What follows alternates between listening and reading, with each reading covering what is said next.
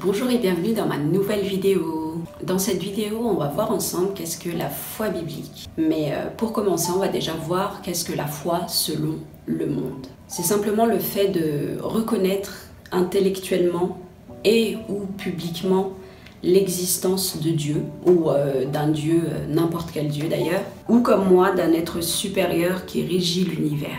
Et moi j'étais persuadée d'un être supérieur parce que je m'étais dit que la nature était trop bien faite en fait pour que ce soit le fruit du hasard. Et selon la Bible, la foi biblique se trouve dans Hébreux 11, verset 1, où il est écrit « Or la foi est une ferme assurance des choses qu'on espère, une démonstration de celles qu'on ne voit pas. » Mais avant d'avoir la révélation du sens de ce verset, j'ai commencé sans le savoir en fait par le verset qui se trouve dans Romains chapitre 10 verset 17 où il est écrit « Ainsi la foi vient de ce que l'on entend et ce que l'on entend vient de la parole de Christ. » Et on va illustrer tout ça avec l'histoire de Ruth, qui se trouve dans le livre de Ruth, dans l'Ancien Testament. Et pour info ou pour rappel, donc Ruth est une jeune femme d'origine moabite qui, à cause de la pauvreté, en fait, se voit confiée petite par son père à des gens qui sont dans un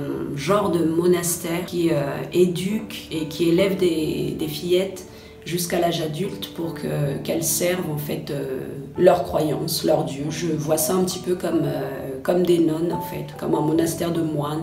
Et Ruth, moi je la vois comme une jeune femme obéissante, rigoureuse, qui veut vraiment plaire déjà au Dieu qu'elle sert et aussi à ses responsables. Et cette rigueur lui vaut d'ailleurs d'être bien vue par ses responsables. Et elle se voit du coup confier plus de responsabilités que les autres jeunes femmes, dont celle d'accompagner la matrone donc, chez le ferrailleur pour commander, pour fabriquer la prochaine couronne pour le prochain sacrifice. Oui, parce qu'il faut savoir que c'est une croyance où ils faisaient justement des rituels, ils faisaient des sacrifices d'enfants. Les ferrailleurs de la ville sont une famille d'origine israélite, composée d'une mère et d'une veuve donc, qui s'appelle Naomi, et qui a deux fils qui s'appellent Machlon et Kiljon. Et Kiljon était d'ailleurs déjà marié à une Moabite. Et c'est à cette occasion en fait que Ruth et Machlon vont se rencontrer et d'entrer en fait par rapport à la différence de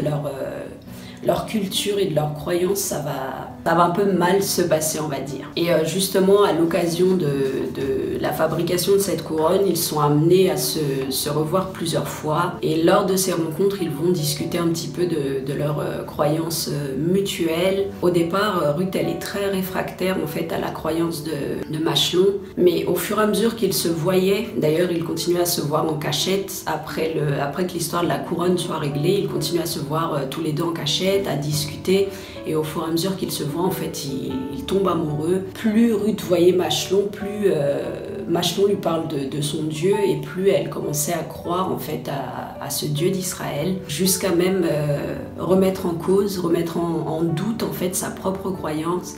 Et ce qui va se passer, c'est qu'un jour justement elle va refuser de pratiquer ce rituel, le sacrifice d'enfants. Et ce qui va se passer, c'est que les responsables du monastère vont vouloir arrêter Machlon et Kiljon. Et d'ailleurs, Kiljon va mourir pendant l'arrestation et Machlon, lui, sera mis en prison. Et la suite de l'histoire, c'est que elle va s'échapper, Ruth, elle va s'échapper du monastère pour aller faire évader Machlon, qui sera blessé lors de l'évasion. Et ils ont quand même le temps de se marier, on va dire. Mais après, il meurt. Et du coup, Naomi, donc la mère de Machlon et Kiljon, à la mort de ses deux fils, décide de repartir dans son pays d'origine. Et Ruth va vouloir la suivre. La chose qui m'interpelle en fait dans l'histoire de Ruth, la chose qui me touche dans son histoire, c'est la mesure de foi qu'elle avait. La Bible dit dans Romains chapitre 12 verset 3 « Par la grâce qui m'a été donnée, je dis à chacun de vous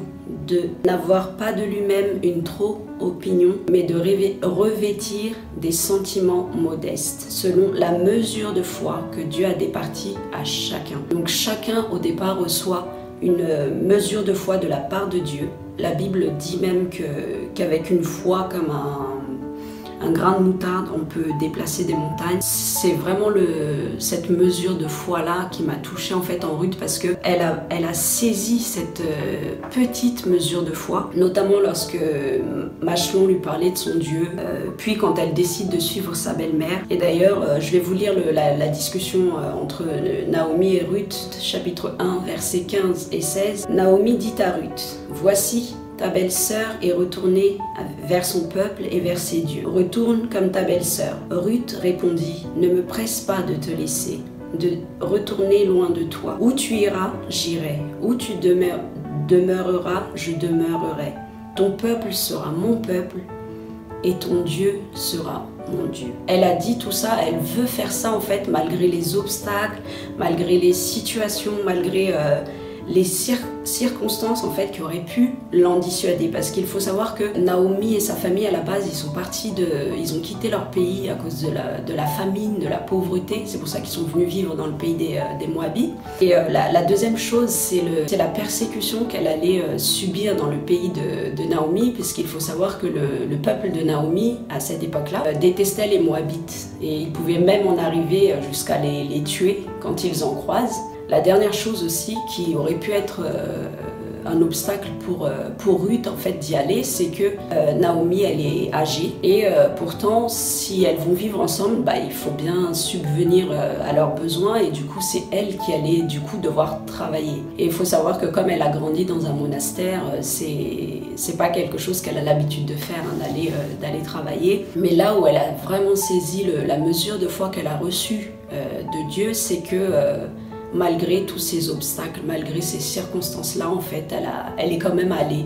Elle l'a saisie et justement, ça l'a amenée à l'accomplissement de la promesse de Dieu sur sa vie. C'est-à-dire qu'elle va rencontrer Boaz, qui va être son futur mari, parce que justement, elle va travailler dans un champ qui appartient à ce Boaz, qui est un descendant d'ailleurs de la famille de Naomi. Enfin voilà, ça c'est la promesse que Dieu a fait sur sa vie, et là où ça me touche, là où ça me ramène à ma propre histoire en fait, c'est que ma foi, moi aussi, elle a grandi au travers de bénédictions, mais également au travers de pas mal d'épreuves. Et je vais vous lire quelques versets, notamment dans Jacques chapitre 1 versets 2 et 3 où il est écrit « Mes frères, regardez comme un sujet de joie complète les diverses épreuves auxquelles vous pouvez être exposés, sachant que l'épreuve de votre foi produit la patience. » Parce que ce sont les obstacles, ce sont les épreuves aussi qui font grandir cette mesure de foi que Dieu met à l'intérieur de nous. Dans 1 Pierre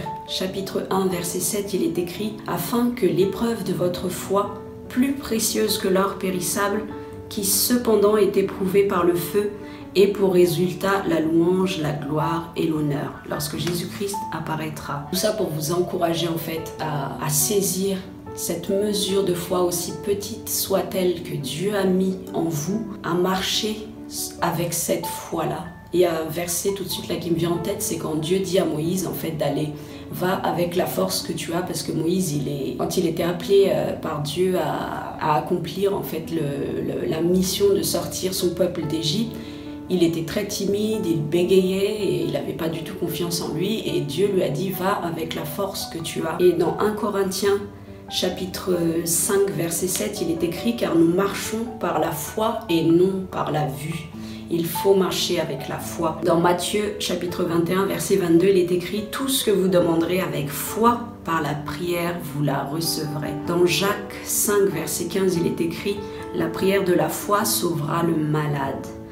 Et le Seigneur le relèvera, et s'il a commis des péchés, il lui sera pardonné. » La foi peut sauver le malade, peut guérir le malade. Dans Éphésiens chapitre 6 verset 16, il est écrit « Prenez par-dessus tout cela le bouclier de la foi. » La foi est un bouclier avec lequel vous pourrez éteindre tous les traits enflammés du malin, les attaques du diable, les tentations. Avec le bouclier de la foi, avec la foi, vous pouvez vraiment accomplir l'impossible. Si vous savez en qui vous avez confiance, si vous savez que c'est en un Dieu juste, en un Dieu bon, en un Dieu d'amour, que vous avez foi, peu importe la situation, peu importe les circonstances, peu importe ce que vous voyez avec vos yeux, vous allez avancer, pas parce que nous sommes comme ci ou nous sommes comme ça, mais parce que on a foi en Dieu, on s'appuie sur Dieu. Et dans Éphésiens chapitre 2 verset 8, il est écrit: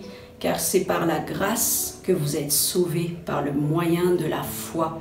Et cela ne vient pas de vous, c'est le don de Dieu. J'aime bien expliquer aussi ma foi comme étant une monnaie spirituelle. Si vous êtes en Europe, pour pouvoir acheter des choses, pour pouvoir avoir des choses, il faut de l'euro. Et bien avec Dieu, c'est la même chose. Jésus il est mort à la croix. Et il est ressuscité en fait pour que justement on ait l'héritage, qu'on ait le royaume en héritage.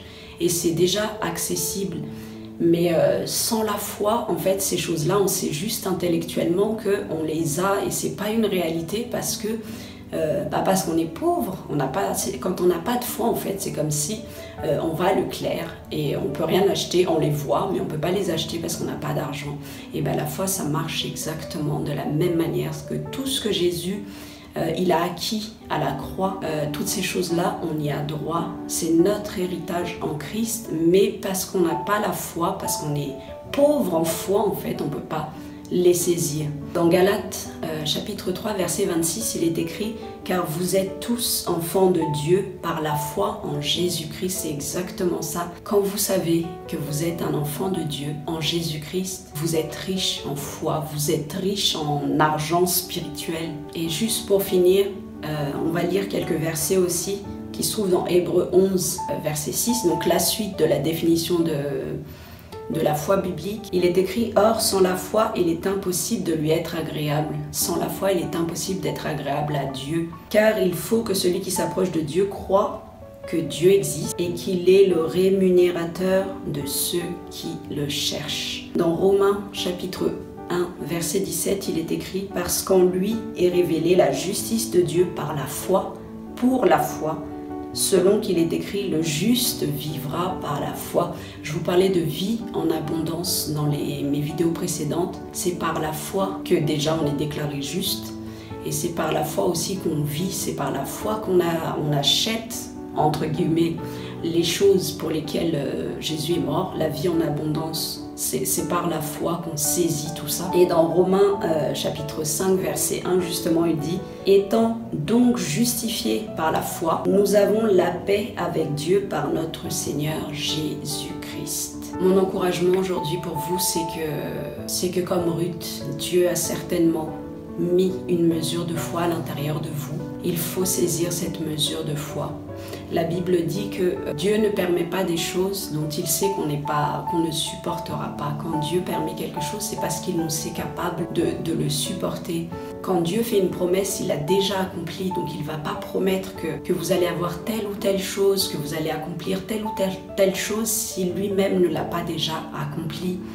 Mais il faut en fait avoir la foi et on a déjà une mesure de foi. Les montagnes qu'on a en face de nous, en fait, Dieu permet ces montagnes-là selon la mesure de foi qu'il a mis à l'intérieur de nous. Et cette mesure de foi-là, elle va grandir au fur et à mesure en fait qu'on la saisit et qu'on avance avec foi malgré les circonstances, malgré les difficultés, malgré les obstacles. Parce que ça sert à ça aussi les épreuves. C'est pour ça que les épreuves sont un sujet de joie parce que derrière chaque épreuve, il y a une bénédiction. Derrière chaque désert, j'appelle une épreuve un désert qu'on traverse. Derrière chaque désert, il y a une récompense. Et plus on avance comme ça avec foi, et plus la foi elle grandit, et plus on va saisir en fait les choses pour lesquelles Jésus est mort à la croix, tout simplement. Et c'est mon encouragement pour vous aujourd'hui, c'est de saisir cette mesure de foi que Dieu a mis à l'intérieur de vous. Si cette vidéo vous a plu, n'hésitez pas à commenter, n'hésitez pas à liker et à partager aussi à votre entourage, aux gens qui en auraient besoin, aux gens qui auraient besoin d'encouragement aussi dans leur marche avec Dieu. Et si ce n'est pas déjà fait, n'hésitez pas à vous abonner. Et en attendant la prochaine vidéo, je vous souhaite une bonne soirée, je vous souhaite une bonne journée aussi et que Dieu vous bénisse abondamment. À très bientôt.